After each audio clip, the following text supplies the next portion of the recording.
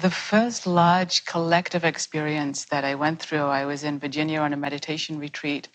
And in the middle of the night, I woke up because I was freezing cold. And it was in Virginia, and there didn't seem to be any reason to be so cold.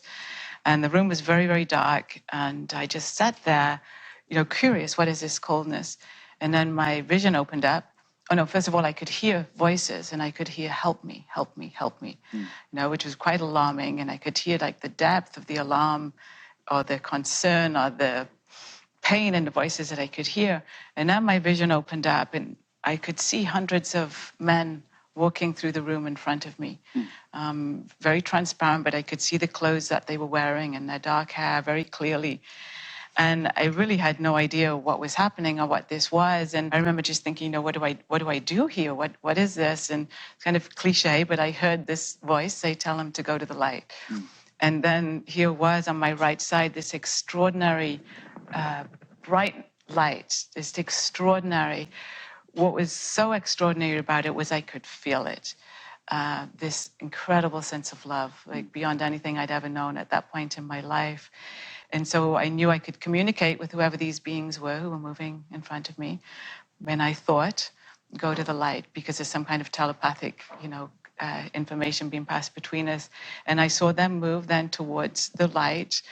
It was outside, our ordinary time space. It was, So off they went. And then the room got warm again, and I sat, and it was a really, really profound experience. And I had this deep longing inside myself to also want to move towards that light. Just the feeling of it was so profound. So I sat for a little while in the darkness, and I went back to sleep. And I woke up in the morning. It was actually before I woke up, I had this dream of this beautiful being standing over me with these blue ocean eyes and just looking at me, and like as if he was stroking my forehead and just pouring compassion into me, as if knowing when I woke up, I'd be feeling something deep inside my heart from what I'd just witnessed. And sure enough, I woke up and I was very teary. And I went for a walk outside just to contemplate what had happened.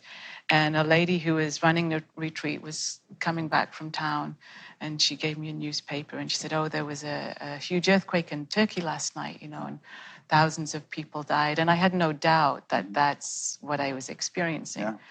And again, it was fascinating, and it dissolved some belief systems, but I didn't really tell many people. I told, my partner and a couple of friends. It didn't seem to be some spectacular thing. Somehow it just seemed to be the ordinary for me, sort of the extraordinary and ordinary.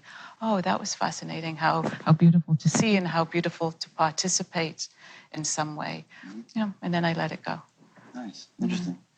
But after that began to happen very, very often. Right. And then after a few years... Tell us one or two more, if you would. There's a couple of tsunamis where I would actually see what was happening.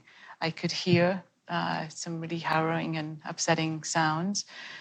What happened in one of the tsunamis, then I'm surrounded by what I call a light being who just feels like pure compassion. So, I am her and I'm me, and ordinary me is sort of out of the way a little bit. And these beings, or the energy of these beings who just died, seem to move through the heart center. Because, of course, when heart center opens, it's the vastness of space. There's a cosmos. So there's some kind of clearing or channel of moving of energy through the heart center that we all have the capacity to do, that is in service in some way. I don't know exactly what happens, how to articulate it. I experience it. It's beautiful. I don't doubt it in any way. Yeah. And then it's over and I let it go.